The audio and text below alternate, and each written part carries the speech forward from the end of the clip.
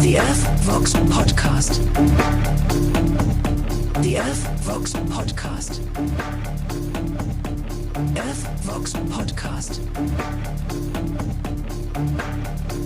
Well, good morning. We made it right on time, 11 a.m. I was literally sitting there watching the clock, waiting for it to click over before I hit the go button, and we did it. I always feel silly. Wow, that dropped off abruptly, didn't it? I think I did something. I did something that I shouldn't have done. Ha ha! It's very uncommon for this show. It almost never happens. Thank you for being here. That's why I try to be on time. Although I don't really try too hard because, unfortunately, not a lot of people excited about the stream yet. So, if you are, take a minute and hit that share button. Hit the like button. Leave me a nice comment that elevates the visibility because it tells the almighty algorithm that this content be good content. Yea, may it spread to the rest of the world. Sorry, am I being blasphemous? No blasphemy intended. Plenty of blasphemy to talk about.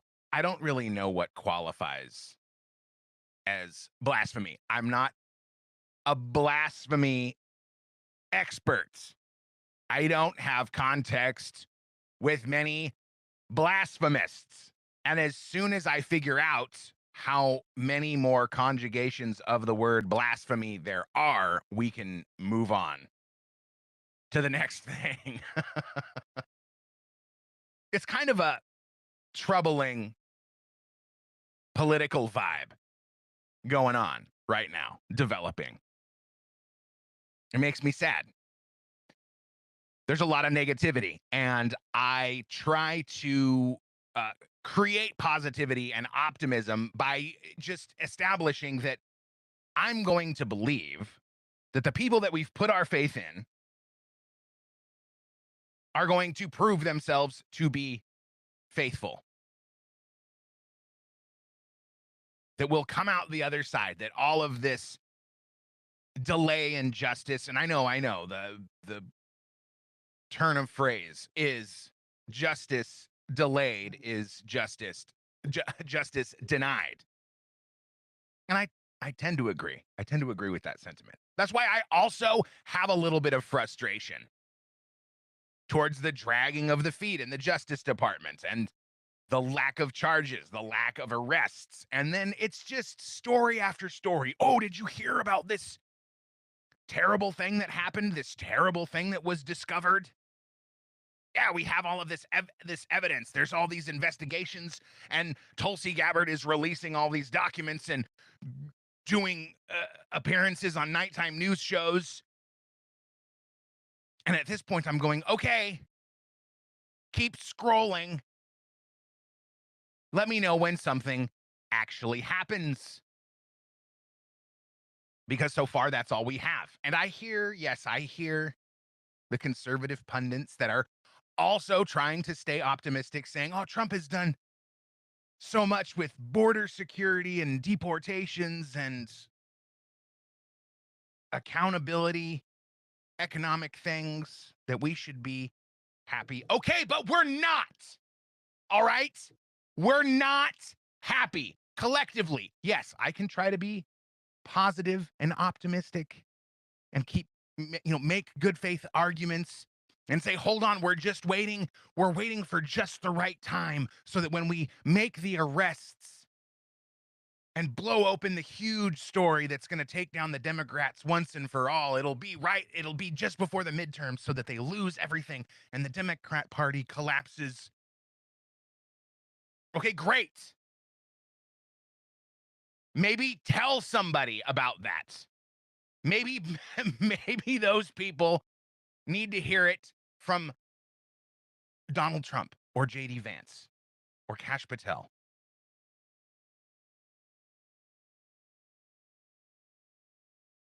Maybe the faithful leaders that we're discussing here should take a little initiative and identify that, yes, this is a problem.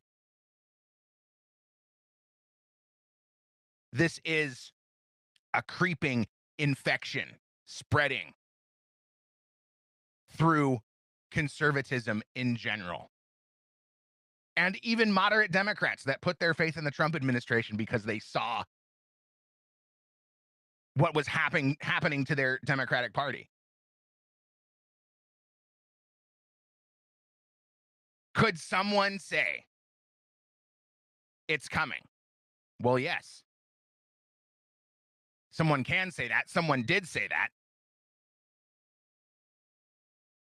According to Kash Patel, there is a grand conspiracy case thriving. And what was it this morning?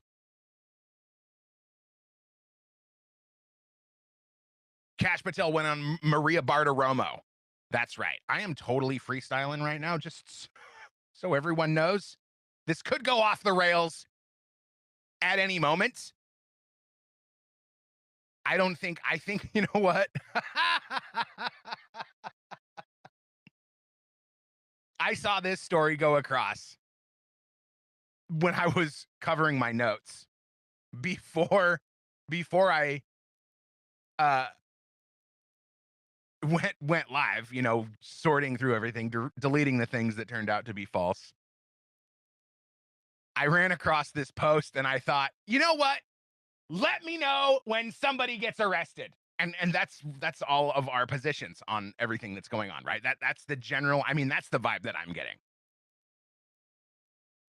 Ooh, neat. We found more evidence. Let me know when somebody gets arrested. But Kash Patel apparently had some bombs to drop on Maria Bartiromo this morning. We are not going to take this and have not taken this laying down. We did already indict former Director Comey, and that's going through the judicial process. But we also, at this FBI, no, even though we uncovered what we uncovered, you blew the indictment. You blew the indictment of Jim Comey, or should I say, Pam Bondi blew the indictment of James Comey by appointing a U.S. attorney illegally, to keep it short. So at this FBI, even though we uncovered what we uncovered back in the House Intel days, I had to come in here and find rooms that they hid from the world. I had to come in here and find access on our computer systems in restricted and prohibited case files that they purposely put in places for no one to see and find. We have found all this information. We are working with our Department of Justice partners, and I am never going to let this go, because they not only have personally attacked the presidency of the United States and President Trump, but they tried to thwart our elections and rig the entire system. And that is not something that is going to stop on it. That is not something I'm going to allow on my watch. But you just have to remember, they built this disease temple over 20 and 30 years. We've got all the evidence. I can announce on your show that we've got all the information we need. We're working with our prosecutors at the Department of Justice and their Attorney General Todd Blanche, and we are going to be making arrests, and it's coming. And I promise you, it's coming soon. Well, Kash, hold on, because when you started this interview, you said, Maria, you and I have been working together for a long time. And this is exactly what you were referring to. You were on my show repeatedly talking about the Russia collusion story. And our audience wants to know why there's never any accountability. But specifically, the question that I asked you was about... Why don't you let him answer? Our audience wants to know why there hasn't been any accountability. But I'm going to smooth this out so I don't have to ask you a hard question. Is that what's going on here? Election integrity, and whether or not you have any information to verify what President Trump says all the time, which is the election was rigged. That's what I asked you, Kash.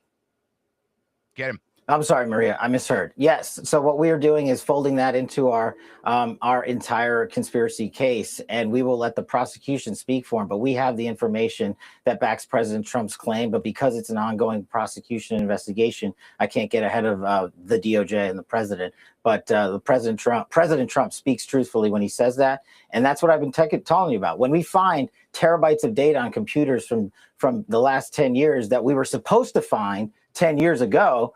That's what it took. It took his reelection. It took this FBI to go in there and find it. And it takes a long time to get through that material. But I would say stay tuned this week. You might see a thing or two. Yawn.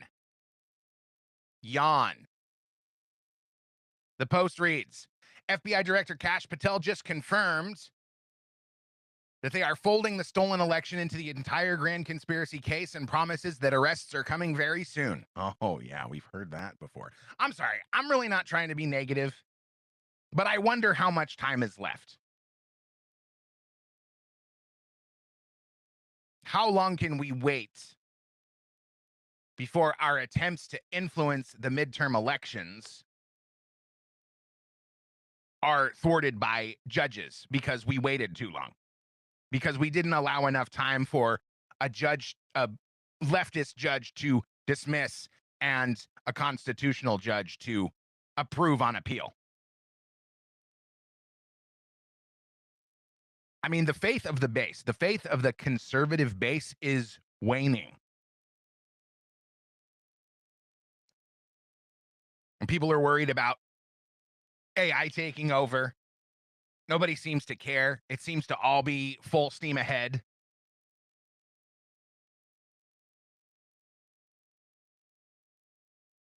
And people are already deciding, like, well, nothing's going to happen here. The government is over. AI is coming in. What are we going to do about it? Well, what kind of political system would support AI?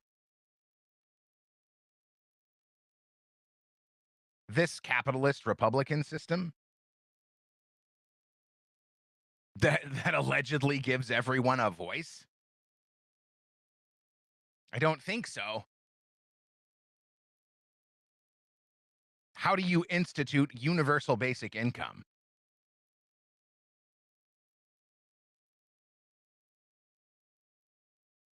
With the Republican government that gives a voice to all of the people. And that's the theory, isn't it? AI is coming for middle management, they say. AI can do that job for you, allegedly. Middle managers, yes, can make those medium-sized decisions better than you can, reportedly. So there'll be hundreds of thousands of people out of work, not contributing to the economy, not contributing to tax revenue. Most importantly, not purchasing products. Getting government assistance. So we're going to offset that with more tax revenue. You turn it around and we're going to give it back to the people that lost their jobs to artificial intelligence. Well, how long is that going to last? And what's the motivation there? Because of course you're not going to have any businesses if there aren't any gainfully employed people to purchase the products or the services offered by these businesses. But of course, the board of directors and the shareholders, they all love the idea of massively reduced overhead, massively reduced operational costs. And I don't really believe that they're too stupid to realize that none of the people that are losing their jobs to AI are going to have any money to spend on anything. So what's the missing piece? And when are people going to say, no, we're not doing that. We're not. We lost all of our jobs to AI. Now we're getting $1,000 a month on through universal basic income. That's the term. So we're going to burn it down. Like that guy in, I think it was North Carolina, right? That burned the toilet paper warehouse. Who was apparently, I mean, I don't know, reportedly, I should say, the toilet paper warehouse arson was reportedly a Muslim, and this was also like he recorded himself saying, all you had to do was pay us enough to live." Here it is from at the Kevin Dalton on X. "All you had to do was pay us enough to live." The quote by the angry employee turned arsonist as he lights 1.2 million square foot toilet paper facility on fire.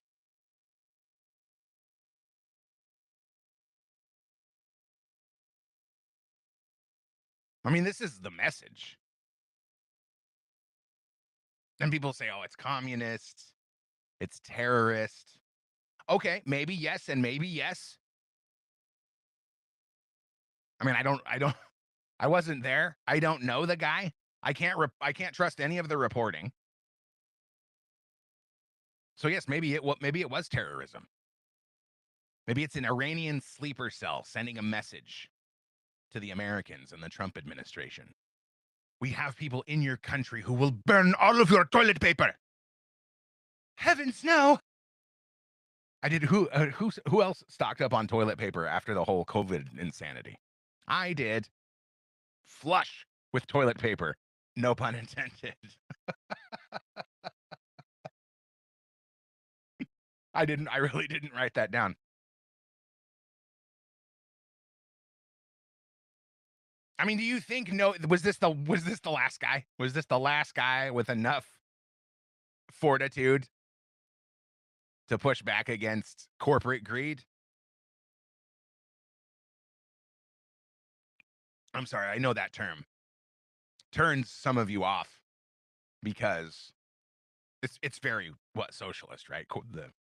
The concept of corporate greed, and yes, corporations should be able to charge whatever they want. They should be able to hire or fire whatever they want. Okay, I mean, I can see how that's a worthy position to take as an American. But of course, other things have to be in place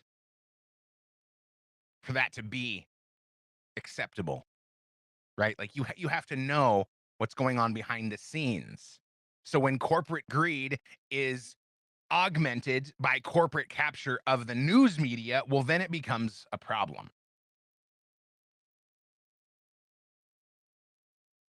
Then it becomes something other than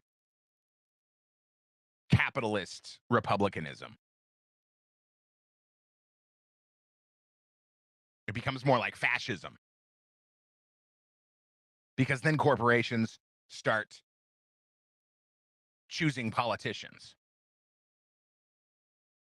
through campaign donations and through media campaigns and media coverage.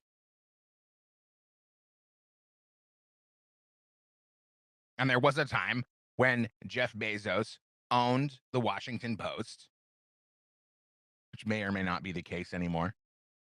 I know he was trying to sell it. He owned one of the biggest media publications in the world, along with one of the richest corporations in the world. Do you think he wasn't buying politicians to improve his position in business and in media? Of course he was, because he's a smart person, like him or not.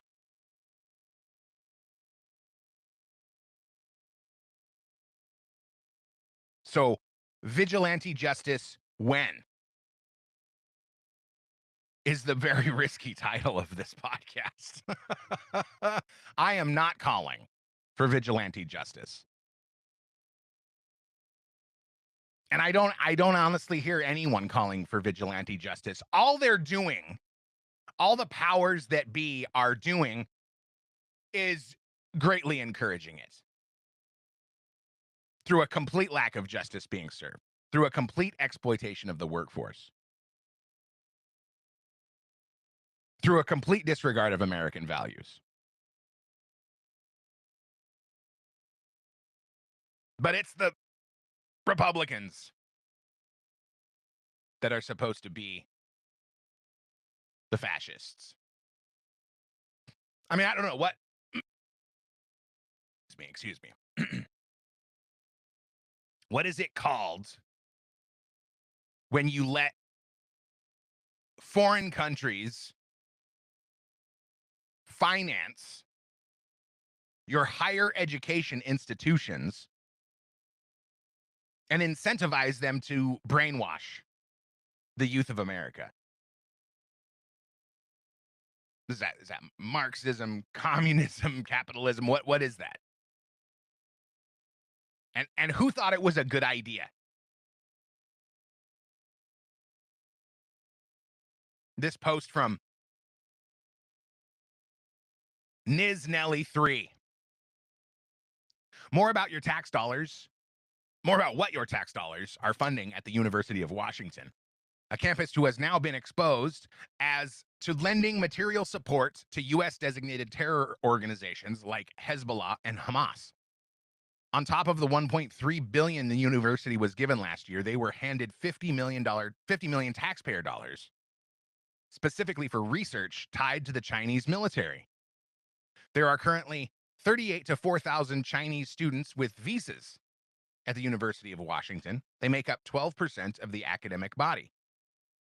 Multiple professors are working with Chinese researchers and students who have ties to entities deemed national security threats. Beijing Institute of Technology is one of the CCP universities that has sent students to this very campus. The situation is so disturbing, yada, yada, yada, not illegal. It's not against the law. And who thought that was a good idea? Yeah, this is probably fine. Our colleges need more money. Why not let them get it from anywhere? And they don't stop. The leadership at these universities, they don't stop it. They don't stop this from going on. Why? Well, because they want that 1.3 billion. They want that money to keep coming in. So they rationalize it to themselves because they're human beings.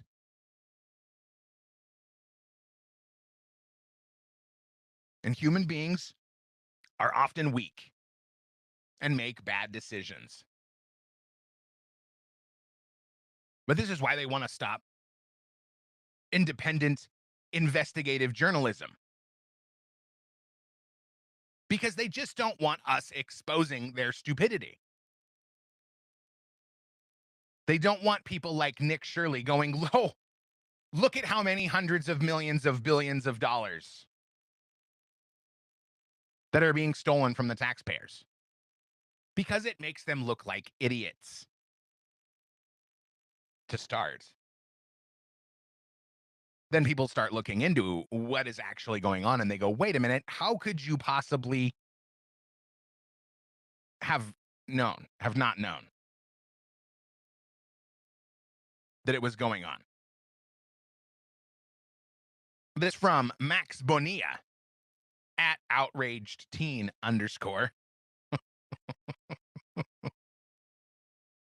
That Twitter handle can only be good for another year or two, at most. Let's watch.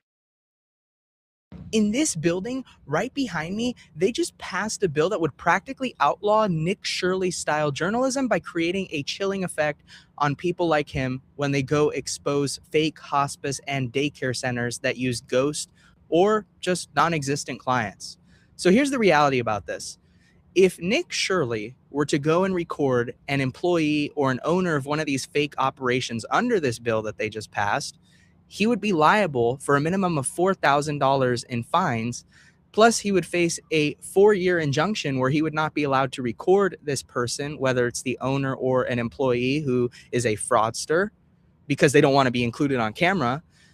And then on top of that, the fines could multiply up to 3 times that if he refuses to take down the video. This is his First Amendment right, by the way. This is our First Amendment right to cover these issues, and they want to take that away from us. Now, if they can try to get him on fake doxing charges or fake he threatened somebody charges or fake he enabled a third party to put somebody else's life in danger kind of a thing, well, then he could get criminal charges, right? And a $10,000 fine. So in Gavin Newsom's California, if you attempt to expose a fraudster as a legitimate independent journalist, there is no carve out for you in this kind of a bill. And the reason is because they want to put you in jail. They want to throw you in jail. If they could, they would love to see you in jail. They would love to see you destitute, financially broke, bankrupt, because you're doing the citizens a favor by showing them the fraudulent and unethical places that their money is going. That's the bottom line. So next time you come across a immigrant services center, which is what this bill broadly defines, or if you're doing a video of it, which this bill broadly defines as harassment, you might find yourself in trouble. They say it's privacy. They're trying to keep the identities private of the people providing these services. So yeah, I mean, make it make sense. How can they find your services if all your information is private? And this, I mean, here it comes. Ready? This bill was authored by the AG of California's wife. So it probably goes nowhere. It's grossly unconstitutional. It's a massive First Amendment violation. But this is what they want to do. They want to do this. It's not a joke. If they thought they could pass it into law, if they thought that it was actually viable, they would do it.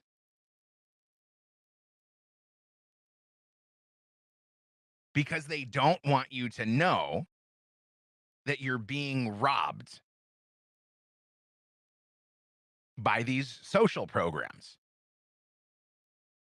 It's like Nancy Pelosi said, right? People are going to do what they're going to do. So there has to be oversight. There has to be law enforcement. I mean, here's a wild stat about all of this that's going on in California, all of this fraud. At Jack on Herd writes on X, Dr. Oz reveals one of the craziest things I've ever heard. After cutting payments to 450 hospices in California, not one has called begging to get their money back. All 450 were running fraud. They stole $750 million in 1 year. No pushback. Now, that's not definitely what happened. These people could just be afraid. But obviously, there's no need. Because if there was need, if there was integrity, then of course they'd pick up the phone, they'd write a letter, they'd send a fax saying, hey, wait a minute, we're one of the good ones. We actually do have dying people that need care here. But the concept that nobody called, there was no mistake made. It's hard to believe. Yes, it is. Granted, hard to believe. Maybe by today, somebody's made a phone call. Maybe the offices have been closed. Maybe on Monday, the headline is different. But what this tells me is that it was so easy for this oversight committee to identify this fraud and shut it off, that they were able to do 450 at once and nobody called back? Nobody said, no, we're real? Now tell me that the people running this scam on the taxpayers didn't know what these hospices were up to. Tell me the administrators weren't able to see the fraud happening right before their eyes. When a federal institution can come right in and go, wow, here's hundreds that are so obviously engaged in fraud, we don't have any qualms about throwing the switch and shutting off their money.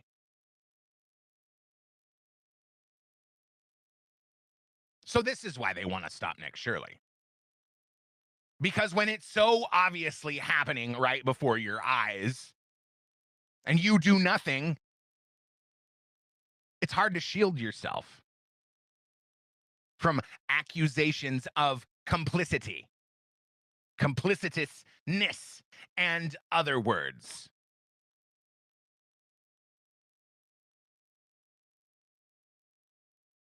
Because you have a responsibility to maintain, to administrate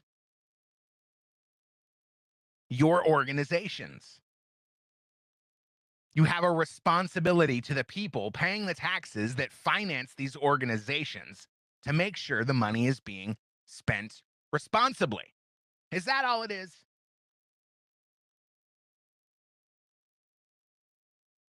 Is it just nefariety being overlooked by people that just don't want to do their jobs?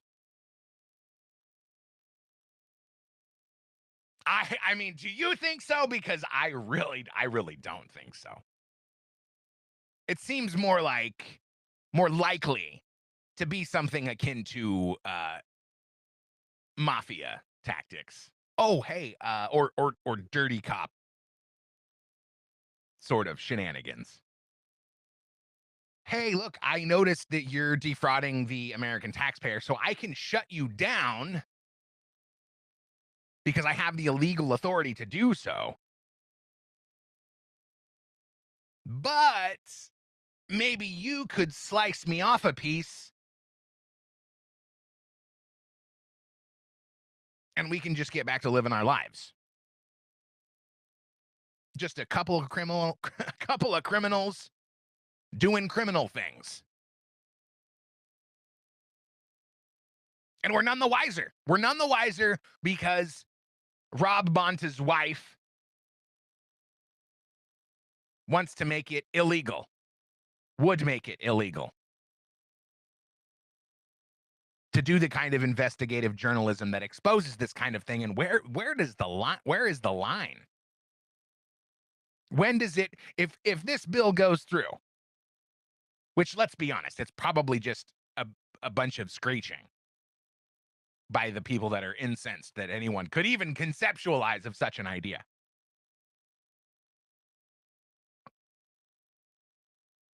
But if it did go through,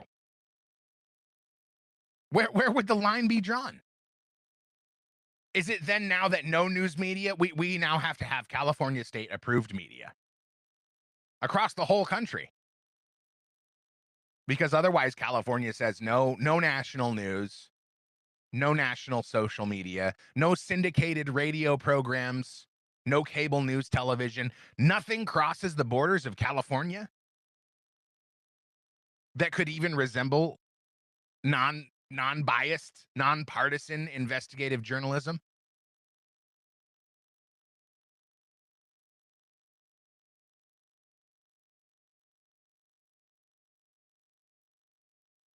What happened?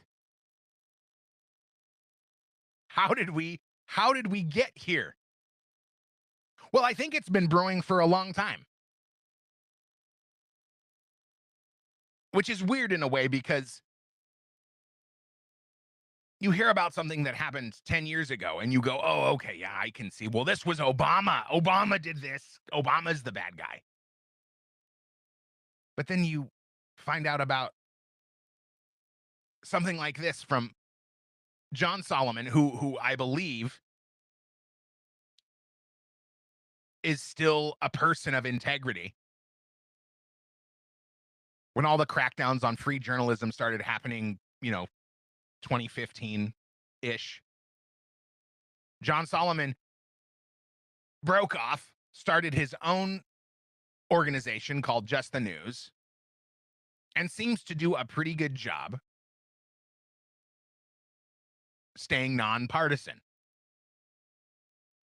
Of course, the left would not agree with John Solomon because he exposes a lot of the misdeeds from the left and liberals and the Marxists, and that's what I mean when I say the left. But he posted this video, his appearance on Real America's Voice, shared by Liz Churchill. Yeah, they did. They had a tabletop exercise. He's responding to this headline. My fault. FBI secretly prepared for disputed election and political violence in 2020. Bombshell J6 memo shows. Yeah, they did. They had a tabletop exercise that they ran in Boston in August of 2020, 5 months before January 6th occurred.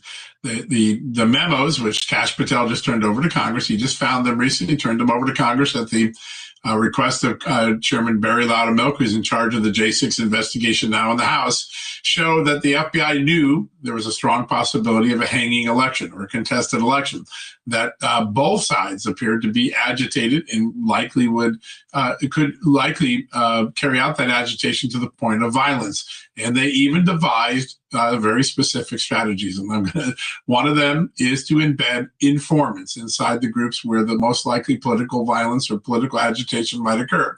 That is something that the FBI did. We had 24 informants on the ground on the morning of January 6th. The second thing they recommended was mass prosecutions, even for the most minor of crimes. Exactly what the FBI did after January 6th. Now, there are two big things about that strategy. It's pretty clear the strategy was hatched months before, and that's what they carried out. It's not the strategy they used for the political violence that BLM and the far left conducted all throughout the summer and fall of 2020. So a very clear double standard. The second thing is they did embed informants in a lot of groups, including left and right groups, Antifa and right-wing groups. And they got lots of intelligence suggesting a bad episode would occur. We now know from Chairman Barry Loudermilk that while those warnings were very strong from the informants, the preparations and the warnings from the FBI to their brethren in the Capitol in Washington, D.C. did not exist. They didn't pass on the warnings from the informants. So two failed examples of the Chris Wray era of the FBI. Knowing something was going to happen, implementing a strategy that hurt conservatives but not liberals, and not warning the people who could actually prevent the violence from occurring. That is the legacy of the Chris Wray FBI. It's what we now have out in open. These documents are now out there for everybody to see. Pretty stunning, though maybe not so stunning given what we've learned about the FBI. So how do you prove something like that? That's the trick of it, isn't it? That's the trick. That's how they get away with it.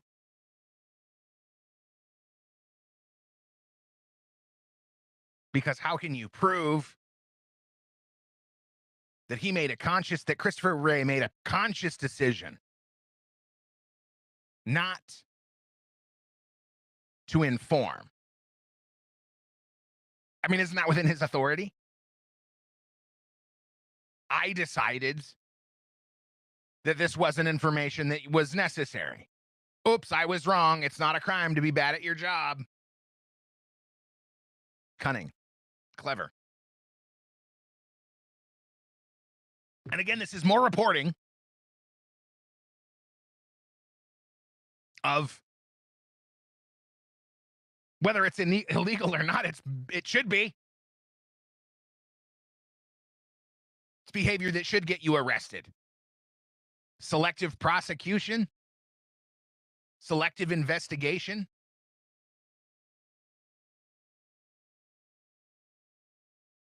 Enforce the law here, don't enforce the law there. Embed informants here, but not here.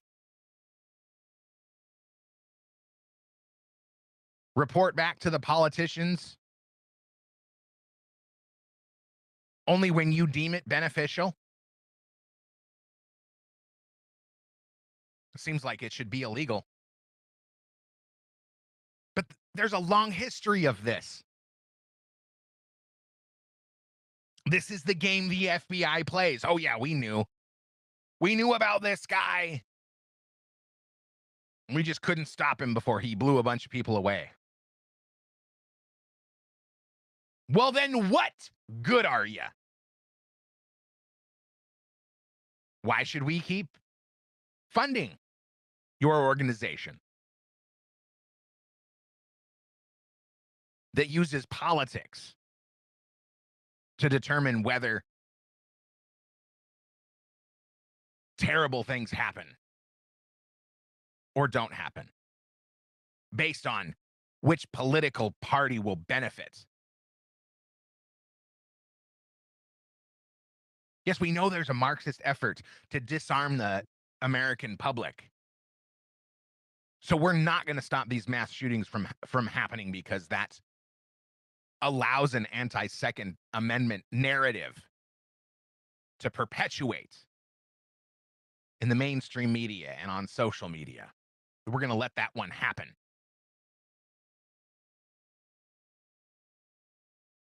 Then add that to illegal immigration. Add that same perspective to illegal immigration. Add that same perspective to illegal immigrants bilking the taxpayers through fraudulent social programs.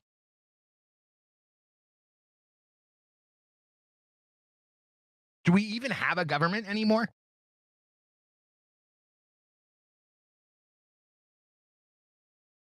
And look at this. Here's an online flyer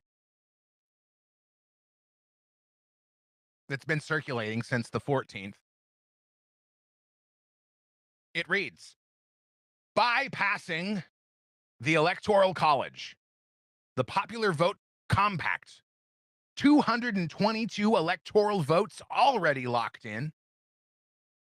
All electoral votes go to national vote winner, national popular vote winner, which is what I added. It's not on the flyer. Only 48 more to take control. No constitutional amendment needed, almost to 270. Popular vote will decide it all.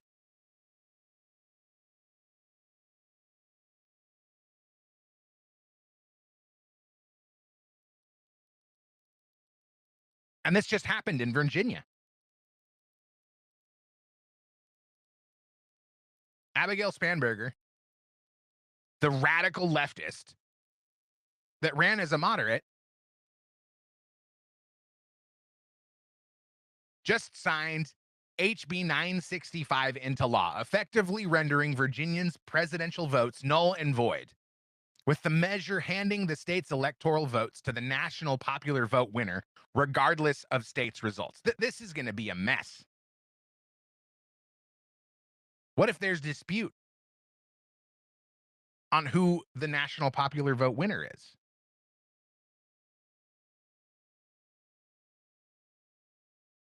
This. I don't want to use a football analogy. American football. All right, it's an end around. Is that even? I hear it used in American football context all the time, but I don't know. That's probably a pretty cringe football analogy.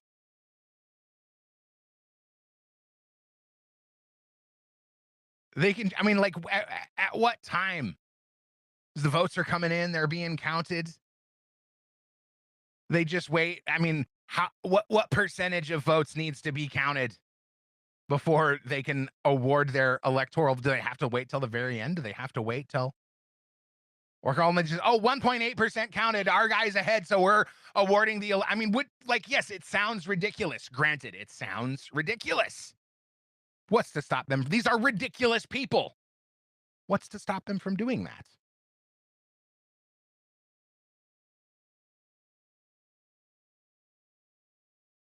I mean, the fact that they got elected to begin with is absolutely atrocious. Top comment from Morgana Le Fay. This is an unconstitutional workaround. Look at that. The founders established the Electoral College to maintain the balance between states and protect the structure of the Union. Politicians don't get to rewrite that system through a multi-state agreement. There will definitely be recourse on the side of the federal government. This is going to create a bigger mess than they know how to handle. And maybe that's the point. I mean, they got their little taste. They got their little taste of public dissent on January 6, 2020. That cued them in. That told them, oh, yeah, this is the way. This is the way to do it. Take their voice away. Make their vote not count. That makes them really mad. Let's keep doing that. Let's keep doing that. We'll weaken the body politics so drastically that the uprising will be small, easily crushable, because that's what's happening. That's what's happening right now. That is the demoralization. That is the play. Everybody's disappointed. Justice isn't served. The peace president is at war in Iran.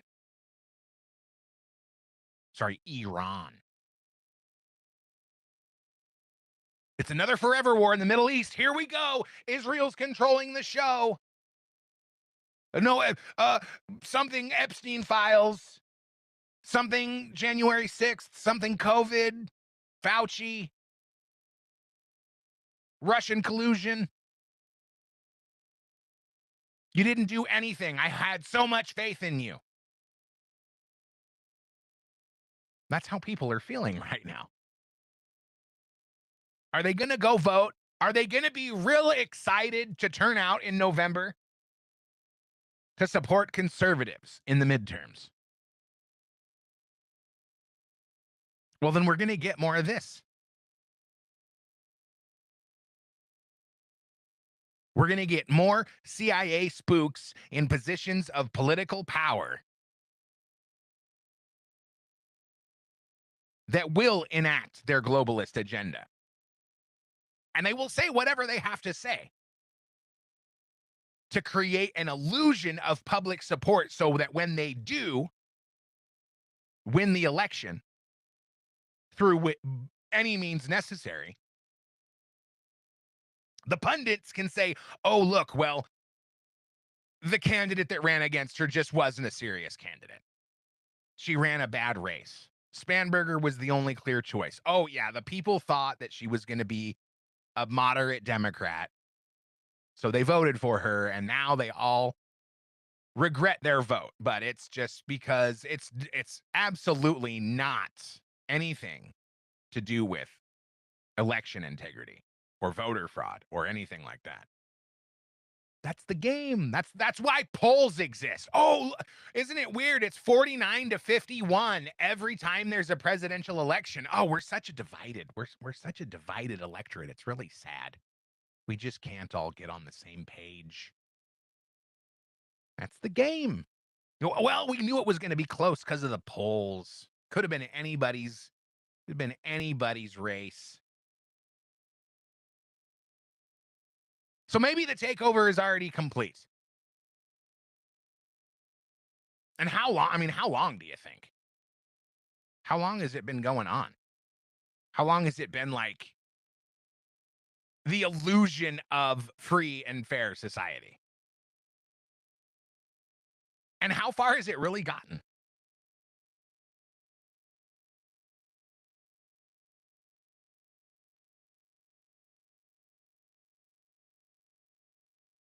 And how is anything happening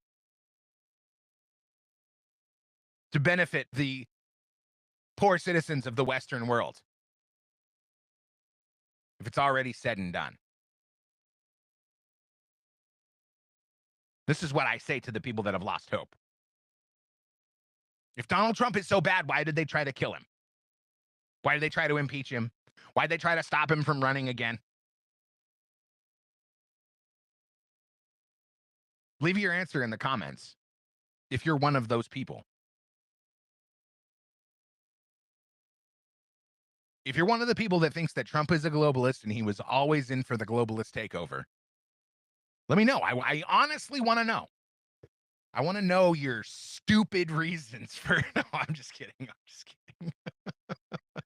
This is why I want to know. Because your opinions inform my own opinion. I do choose to be optimistic.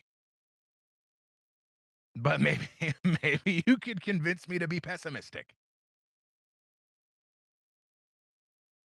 But really, nothing but my own optimism has inspired me about this administration. The deportations were thwarted. I mean, at least we have border security. The Iran war was very demoralizing. I do have the latest on that as of Friday. Apparently, the strait is open, the strait is closed, and then it's open, and then it's closed again. Ronald Carter wrote on X, "The most insane single day in American foreign policy in a generation." Okay. Most people missed half of it. A few bullet points here about what's been happening. Iran agreed to suspend its entire nuclear program indefinitely. That was reported. Iran agreed to never close the Strait of Hormuz again. $0 changed hands, no frozen funds, no pallets of cash. The U.S. naval blockade on Iran stays up until the final deal is signed. Trump publicly ordered Israel to stop bombing Lebanon, used the word prohibited in all caps. Netanyahu went on live TV and admitted he was acting on a U.S. request. Defense Minister Katz got overruled within hours after saying Lebanon ops have not yet been completed. That's the Israeli defense minister. A 10-day Israel-Lebanon ceasefire took effect overnight. Displaced Lebanese civilians started walking back to their villages. Oil dropped 12% in minutes. Global equities surged. Iran's foreign minister declared the Strait of Hormuz completely open. First time since March 27th. All of this on Friday. This was all reported from multiple sources. And then somebody, some authoritative figure in Iran came out and said, no, this is all false. And then they attacked tankers from India, Indian tankers. So these are the people that we're dealing with. They make a deal. We stop killing them. And then they start bombing us again. Or bombing someone again. This is historically what happens when you're trying to negotiate with Muslim extremists. They lie because it's taqiyya. It's okay to lie to infidels. Totally fine. But they're peaceful. Now, is that taqiyya or is that real, actual Islamic doctrine? Who knows? Could you go to the most well-educated, the most knowledgeable imam and get a truthful answer from him? I mean, I'm an honest question. Or would he lie to you because you are an infidel and it's okay to lie? And it's, oh, whoa, what did I do? I'm sorry.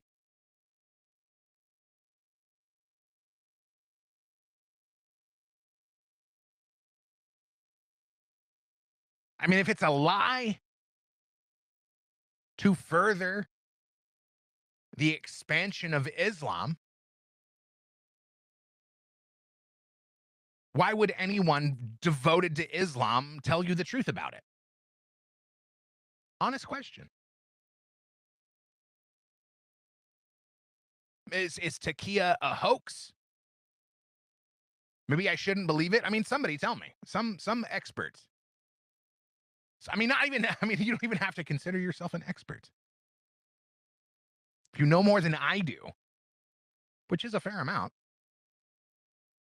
Obviously, I've digested a lot of information to form my opinion on Islam.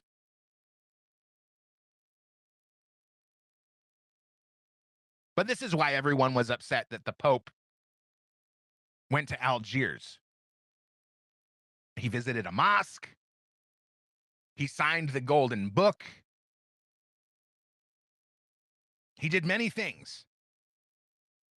He did many things that upset the West. And he says it's all, it's all a gesture. It's all a gesture of goodwill. Well, Liz Churchill doesn't think so. She writes, "What on earth is going on X at Liz Churchill, Liz_Churchill 10. Pope Leo the 14th, yeah, XIV, just signed the Golden Book inside Algeria's Great Mosque, openly forging the Vatican Islam super alliance Pope Francis started. Muslims will be the army of the revived Roman Empire Daniel warned about." That happened this week. And then all the other stories came up.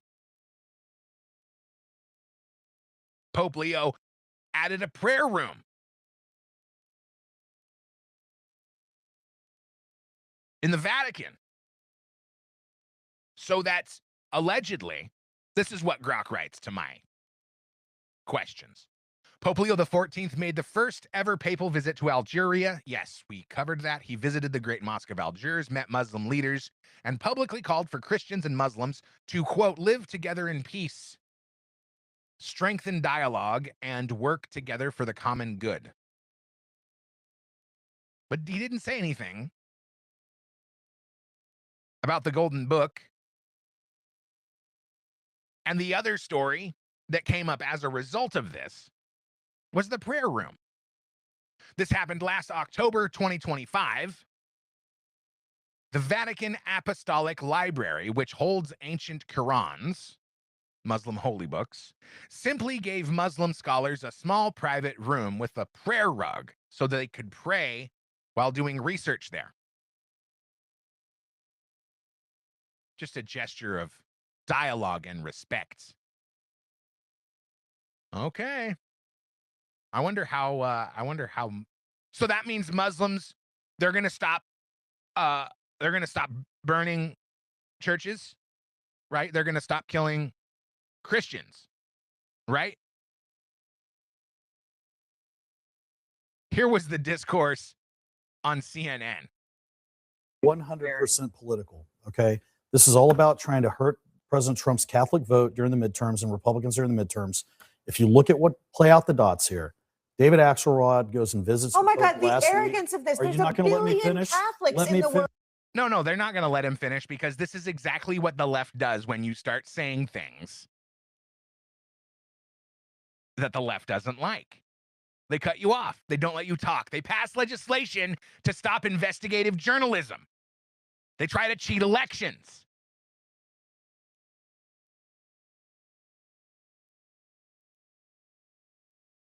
I'm going to get back to that. Sean Farash posted on X. After all, because all of this discourse created so many opinions. Oh, Muslims aren't that bad. They think Jesus was a prophet too. We can all live together in peace and harmony. Sean Farash posted on X. This is how much Muslims love Jesus, by the way, in response to this post from TCN, which is the Christian network. The people in charge don't want you to know this, but Muslims love Jesus. Islam reveres him as a major prophet and messenger of the Lord, believes he performed miracles, and states that he will return to earth to defeat the Antichrist. That's why Donald Trump's painting depicting himself as the son of God offended the president of Iran. It was an attack on his religion as well as Christianity. And I'm not even getting into that. Idiotic. Well, what happened to my other post? Come on. No, don't worry. I got it. We're back. So to Sean Farash's post, they love him so much, they'll behead anyone who calls themselves a Christian without hesitation. And then he provides the verses from the Quran. Quran 2, 191. Slay the unbelievers wherever you find them. Quran 5, 33. Maim and crucify the infidels if they criticize Islam. Another verse, Muslims must not take the infidels as friends. Quran 8:12. Terrorize and behead those who believe in scriptures other than the Quran. Quran 9:5. When the opportunity arises, kill the infidels wherever you find them. Quran 22:19. Punish the unbelievers with garments of fire, hooked iron rods, boiling water, melt their skin and bellies. Quran 865. Unbelievers are stupid. Muslims are urged to fight them. Quran 9, 123. Make war on the infidels living in your neighborhood. And it continues. Any religion other than Islam is not acceptable. Muslims sorry, it's a hard one. Muslims must muster all weapons to terrorize the infidels. Quran 9:30. The Jews and Christians are perverts. Fight them. Quran 47:4. Do not seek peace with the infidels. Behead them when you catch them. So what's going on here? Why are we what's the motivation? Well, here's some biblical warnings. Some pretty convincing deep dive. biblical If you start warnings. Stop. If you start doing a deep dive on Christian beliefs about the end times and Islamic beliefs about the end times, I'm going to show you some things that are A, going to blow your mind, and B, going to send a chill down your spine. In Islamic eschatology, there will be an end times messianic figure that's called the Mahdi that usher in the end of the world and paradise in Islam. Now, I'm going to bullet point for you what Muslims believe the Mahdi will do. If you are a Bible-aware Christian, you're going to have a whole bunch of like flashing red lights in your head going, whoa, whoa, whoa, that sounds familiar. In Islamic eschatology, the Mahdi will emerge as a charismatic messianic world leader during global chaos. He will take control of the world and destroy everyone who resists him. He will invade many nations. He will rule and reign for 7 years. He will broker a 7-year peace treaty with the Jews. He will conquer Israel and massacre the Jews. He will establish an Islamic one-world government headquartered in Jerusalem. He will establish Islam as the only acceptable religion. He will come on a white horse. Hello. With supernatural power doing signs and wonders. He will be assisted by a powerful prophet. Now listen, if any of that sounds familiar, it is a precise description of the Bible's Antichrist. Islam's Mahdi is the Christian Antichrist. Now, let me go one last layer deeper. If you view Ezekiel 38 as an eschatological prophecy, then what you're waiting for is that at the end, a bunch of nations in the world will gather against. Oh, that was the wrong. No.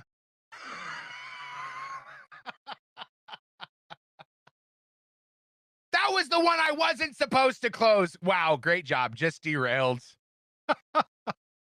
It was almost over. Oh, I'm so upset. I'm so frustrated. Look, all right. When I have 50 tabs open, weird things start happening. So I try to mitigate that by closing the tabs that I'm not using anymore. And I accidentally closed the one that we were watching. Damn it!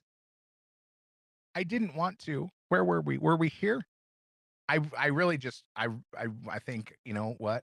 We're just gonna do it again. Not from the beginning. Not from the beginning. I wouldn't do that to you. We're gonna try to find our place. Be destroyed, and that at that moment is the moment that Jesus Christ will return, war horse, tattoo on his thigh, fire in his eyes, sword out of his mouth, and he will destroy them and put down the enemies of God. Now, dude, here's what's insane. It's using the names for those nations in the time that Ezekiel was written. Gog and Magog corresponds to primarily Russia and Central Asia. Meshech and Tubal, that's Turkey. Persia is Iran. Cush is Sudan. Put is Libya. Gomer is Turkey, and Beth Togarmah is also Turkey. All but one of those today are Islamic nations. And guess what is the fastest growing religion in the only one of those nations that is not yet an Islamic nation? Russia. Islam. Wow. I'm just telling you, man, I don't know how to read these things without at least wondering if Islam, the rise of Islam, is ushering in the events of the biblically prescribed end times. Now listen, Christians should love Muslims. God loves all people, wants to save all people. They're Gentiles too that God wants to save. Christians. Yeah, I wish it would have kept going there. I remember that when I proved it before bringing it to you on this show. That the end times, to me, in my Christian upbringing, was the most interesting of all, in my opinion, of all the biblical texts that I was ever exposed to. Now, more end times conspiracy, because, I mean, I don't know that you would call it conspiracy. But Reverend Jordan Wells writes on X, is the Pope uniting Islam and Christianity to form Chrislam? Biblical prophecy unfolding right before our eyes. Revelation 13 warns of the false prophet, a religious leader who will deceive the world into a one-world false religion. Bible believers see this as Chrislam, the merger of watered-down Christianity and Islam that denies Jesus as the only way. Popes have pushed this for decades. Vatican II declared Muslims adore the one God and called for unity. John Paul II kissed the Quran and prayed in mosques. The current Pope Leo XIV is aggressively uniting with Muslims, praising Christian-Muslim fraternity, calling for religions to coexist and promote peace, urging the West to be, quote, less fearful of Islam, and pushing dialogue as, quote, a way of life, even meeting with Christian-Muslim relations groups while persecution continues, all while Christians are being slaughtered in Muslim nations, Nigeria, Iraq, Syria, Pakistan, and beyond. This isn't peace, it's deception. Church, wake up. Stand on Jesus Christ alone, no compromise. I mean, is there one God? Is there one God, or is there not?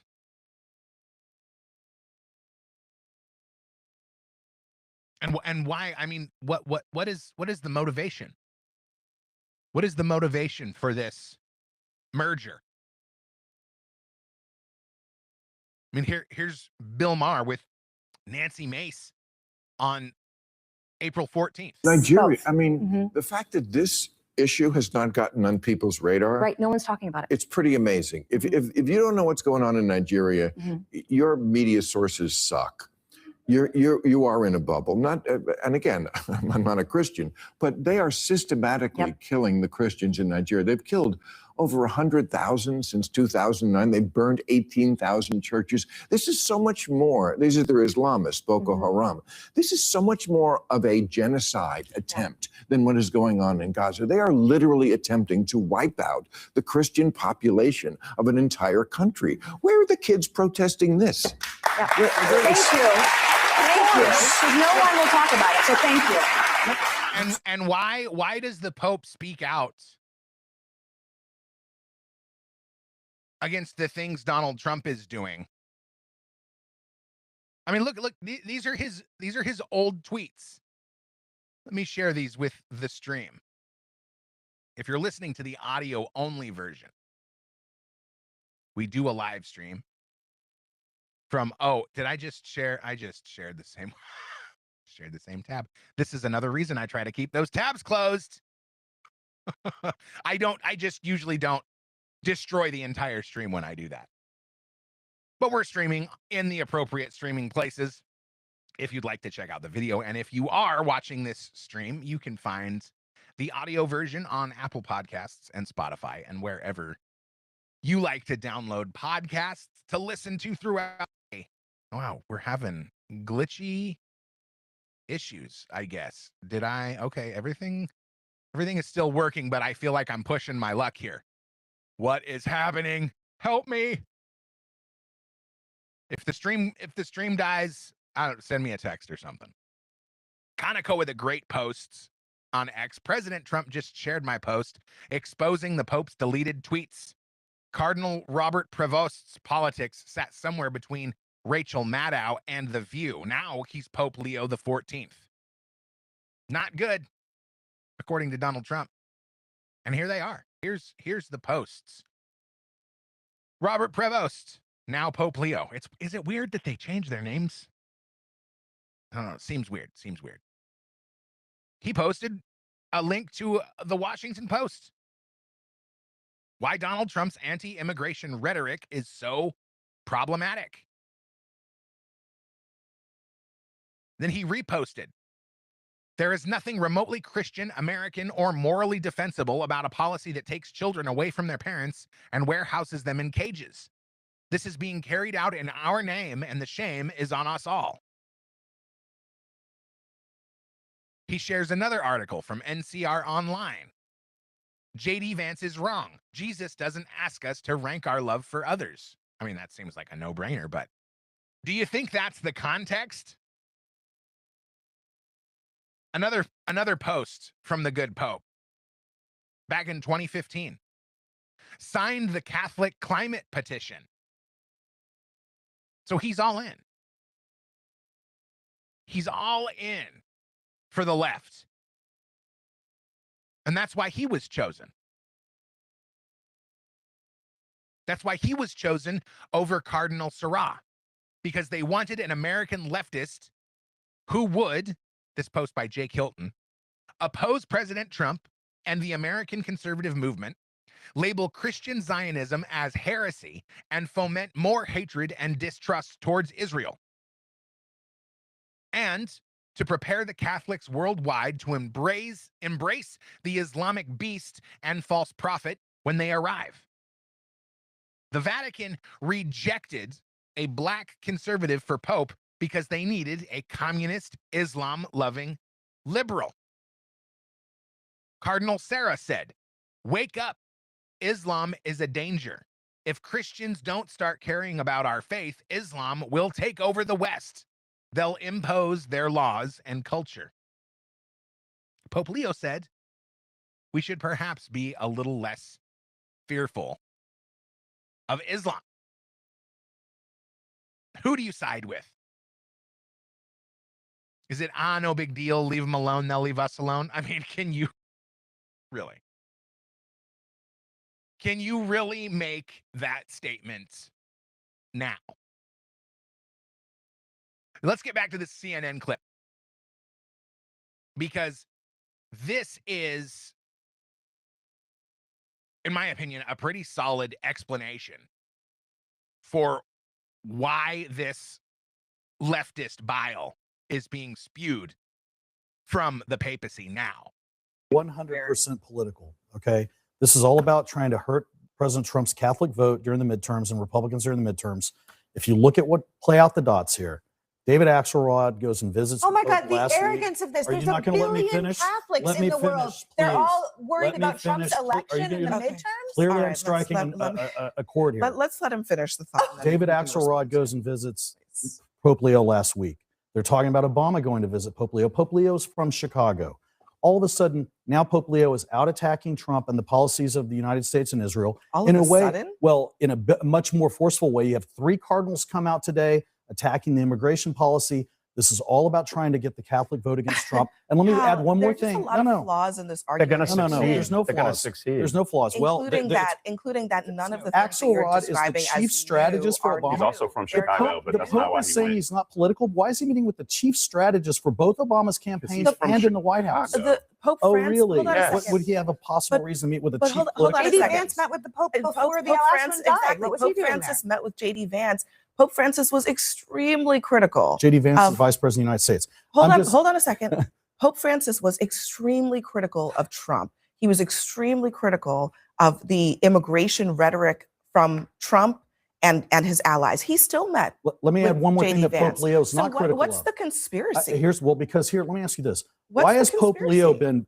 been, when Iran killed 30,000 plus of their own citizens, he didn't call out the Iranian regime at all. He said, we need to stop violence. That was very milquetoast. That wasn't calling out the Iranian regime. And yet he's calling out the United States and Israel. let me let Because Fosbeck war is respond never the to that. solution. Jesus was a peacemaker. But he didn't Blessed call out the are Iranian the regime. peace- Jesus Enrique Rosas posted, the same argument a little more concisely, if not just uninterruptedly, wrote on April 14th. So the Pope met with David Axelrod last week. David Axelrod, Obama's campaign architect, a man who is not Catholic, has never met a pope before, and whose entire career has been engineering political narratives for the American left. And then, by pure coincidence, the Pope immediately started lobbing shots at the Trump administration. And 3 U.S. cardinals popped up on 60 Minutes doing the same thing. We know 60 Minutes is a leftist brainwashing tool. All organically, I'm sure, he writes sarcastically. I'm a practicing Catholic. I need you to understand that part. But in my opinion, Trump has all the right to lash out at him, meaning Pope Leo. Maybe you'll disagree, but in the end, Trump talks like Trump. Water is wet.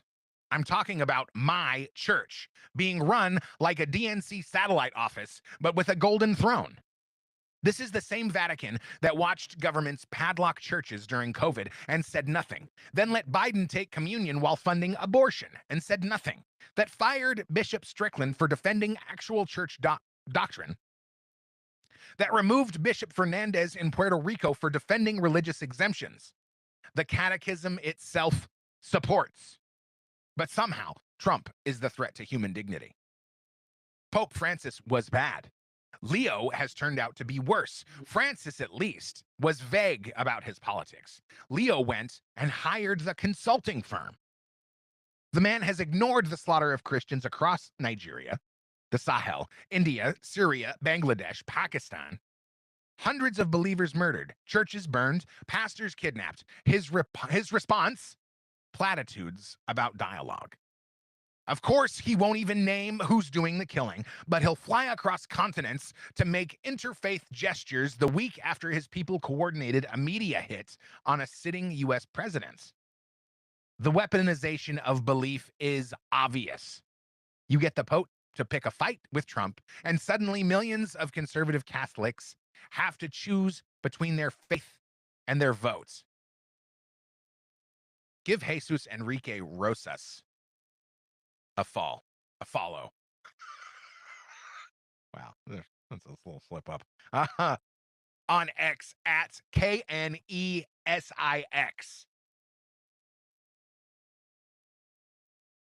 Because that was an on-point rant he just posted. And I am looking forward to more of that. Is this, do you think,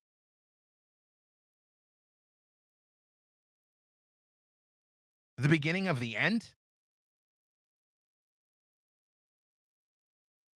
And I wonder, this was actually something that I was going to look up ahead of time, but I was not in a position to do so. And so I kind of forgot, but I really wanted to know, how has Catholic Church attendance fared in the last 15 years?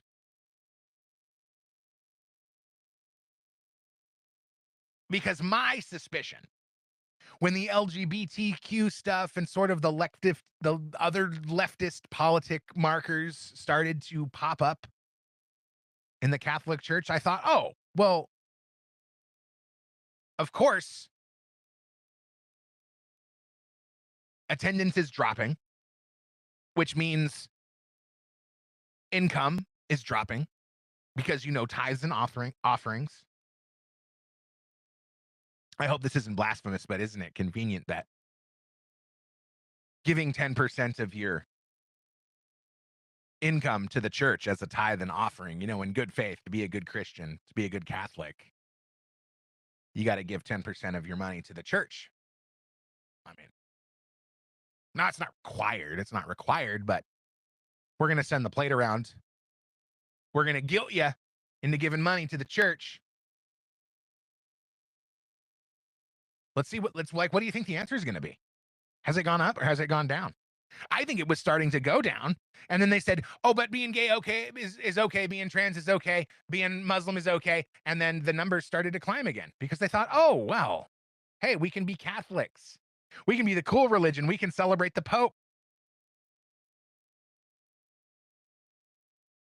In the US, where most reliable data exists, Catholic Mass attendance has declined slightly or stabilized at low levels over the last 15 years.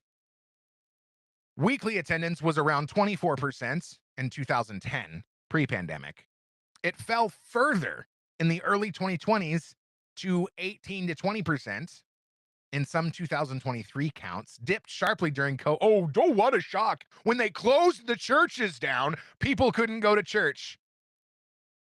Then recovered to roughly 24% by 2024 to 2025. Still much lower than decades ago, driven by younger generations attending far less. Some recent Pew data puts weekly or more attendance among self-identified Catholics at 29%. Globally, baptized Catholic numbers have grown to 1.4 billion, especially in Africa and Asia, but regular attendance data is limited and shows similar declines in Europe and the West. Downward pressure in the West, low but somewhat stable recently in the US. So they start rolling out these new narratives. Hey, it's okay if you're gay, you can come to church. Hey, it's okay if you're a wacky liberal, come on to church. We don't mind. We promise we won't say anything to offend you. Just give us 10% of your monthly income. And we will happily tailor. We will happily tailor our messages to suit your depraved sensibilities. Right? Because money is the most important thing. And apparently that doctrine has made it to the Catholic Church. Uh-oh. How do you feel about this, Catholics? Are you upset? Are you disturbed? Leave me a comment. Let me know. As a non-traditional Christian, non-practicing,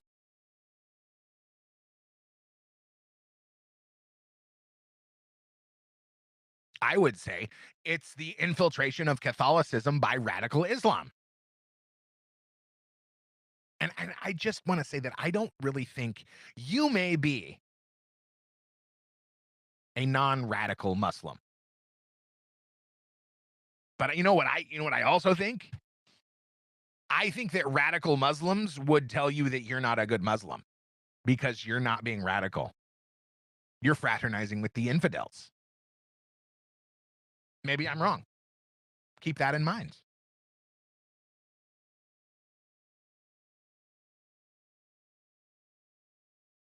Pope Leo is trying to make peace with Islam. How do you think the Muslims are going to respond to that? Well, I think they're probably going to welcome the peaceful gesture, encourage more peaceful gestures, and not change anything about their behavior toward Christians or Catholics or the West.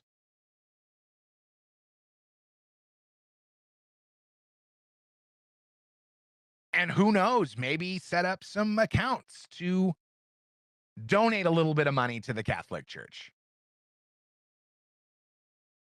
To keep, to of course, keep these kind of messages coming.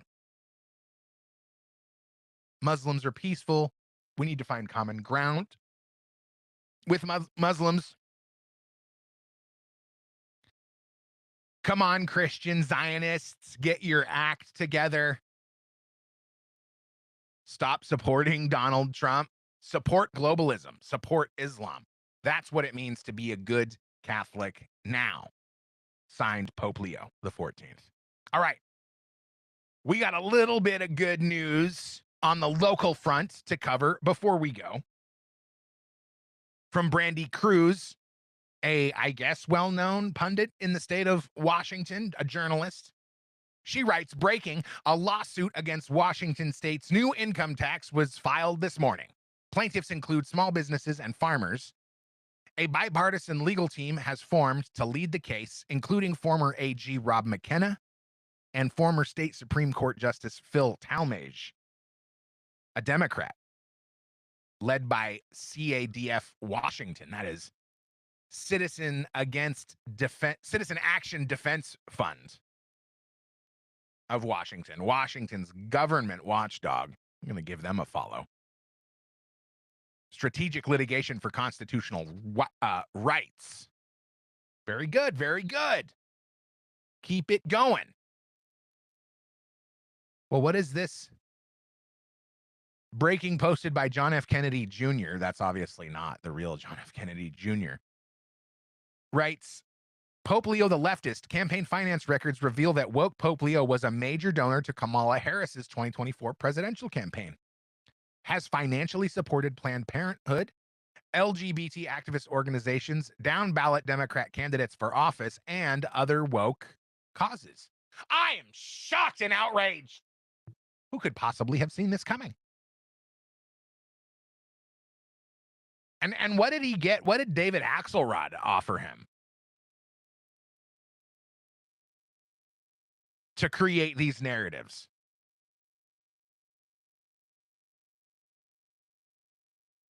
Back to local news. As predicted, lawsuits against the unconstitutional income tax that took hold in Washington state just last month. But the news is that the government of Washington state does not care what the voters of Washington state think. They will just do whatever they want by design because they have no fear. They have no fear from the voters because the voters' voice doesn't matter. And we have some good news in Oregon state as well, shared by conservative in Oregon at Oregon Ducks Mama. Writes, hey, Portland Mayor Wilson, GFY. That stands for Go F Yourself. Why should other Oregon counties bail Portland out for their insanity? You all built this mess. Now you get to deal with it. Portland shouldn't get one dime. Check this out. Taxpayers spent $1.7 billion on homelessness in the Portland area since 2023, yet Oregon is still fourth highest in the nation for unsheltered chronic homelessness. Yes, because these homeless programs serve to attract more homeless people. You idiots! I'm sorry. If you're one of the idiots, I'm sorry that I called you an idiot. But you should know. Homeless programs incentivize more homeless people to come to your state for the free things that are being offered by your homeless programs. In 1 year alone, over 500 organizations got a part of the $700 million of homeless funds. What did they do with it? The problem is only growing. People are overdosing, dying, and suffering on the streets. Trash, tents, needles, feces, urine, everywhere. Where is the money going? So the Portland mayor asks Washington and Clackamas counties for millions to help fund homeless shelters. A well-known at this point, right? A well-known leftist tactic. We want to send the homeless people to your town. We don't want them walking around the Capitol where we all have to go to work. We want to send them to the parks across from your house where your kids are swinging on the swings, where they're trying to have softball practice. We need to send them away so that the people that live in our town think that we're doing a good job, even though we're just moving the problem to another place. So they say, hey, we need you, Clackamas County, Washington County. These are the neighboring Multnomah County, which is where the city of Portland is. We need you to make some homeless programs to attract some of these dregs of society that we invited here with all of our homeless social programs. We need you to make homeless programs because we're getting a little overwhelmed here. Who could have possibly seen this coming? We need you to take on some of the responsibility, Clackamas County, Washington County. Come on. Well, they said, nah. They said, no thanks. You built this problem. You deal with it.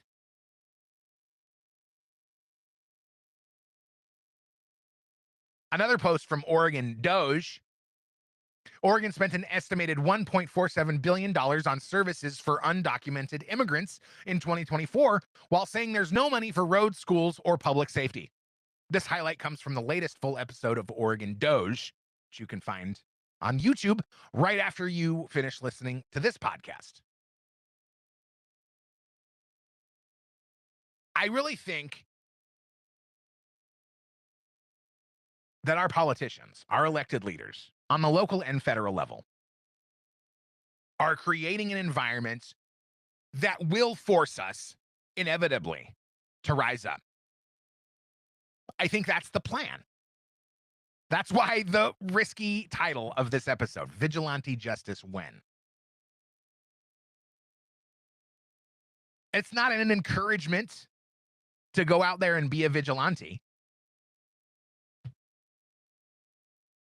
It's a message to the people that would be concerned about seeing a podcast with that title. Hey, you're going to make people get violent. You're going to make people start hunting judges. You're going to make people take up arms against the people that are taking their power away, that are taking their livelihoods away, that are turning their neighborhoods into third world hellholes.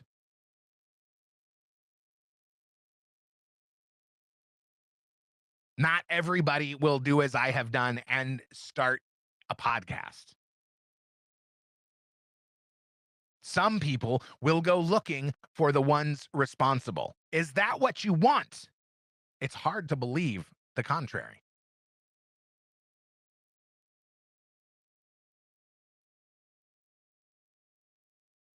The establishment has already successfully demoralized a very large portion of conservatives, of people that have supported Trump in the past, who have supported conservative and libertarian values. They're demoralized. They're checking out. They're not going to show up to vote in the midterms because you've made them feel like it's all fake, like it's all theater, like their voice doesn't matter. And you prove it over and over again by doing whatever you want against the will and wishes of the people.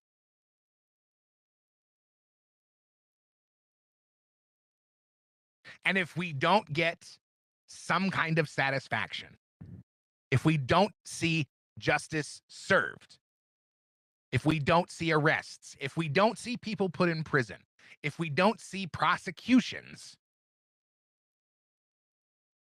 this will infect more and more people. Until what? And is that the goal? Civil war? Is civil war the goal?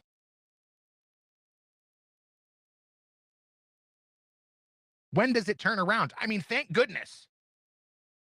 Thank goodness we are seeing resistance in Portland, of all places.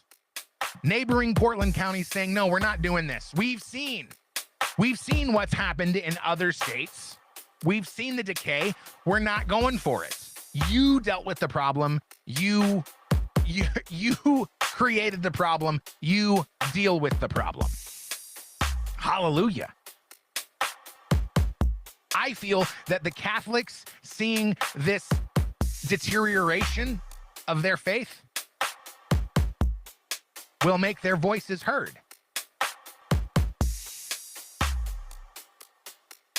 because a great number of them support President Trump.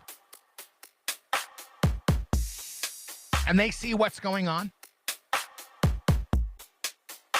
And they will be wise to the claims that Pope Leo is making. I believe that conservatives in Virginia will stand up to this bill that says all of our electoral votes are going to go to the popular vote winner, and it will be struck down. And I believe that justice is coming. And maybe that's because Pam Bondi is out of the way now. Maybe she was the one holding it up the whole time. So you'll have to get back here next Sunday at 11 a.m. so that you can learn more about it. Or you know what? Pick up the podcast anytime between now and next Sunday at 11. So you can get the latest, the breaking developments, and hopefully some more good news. Because these people would have to be stupid to know that we're not all getting a little bit fed up, a little bit demoralized. We're all getting a little bit anxious for some things to finally start happening. I mean, these aren't stupid people. So follow me on X at earthvox. Hit me up there. I'm at earthvox everywhere. If you want to get in touch with me, you can, and I would love to hear from you. Find the stream on YouTube, Rumble, Twitch, and X. Find the podcast everywhere podcasts are found. Please like, share, and subscribe. Help amplify the message. Send an email, therealearthvox at protonmail.com. And please do send a voicemail to 701-787-1121. I'll be back.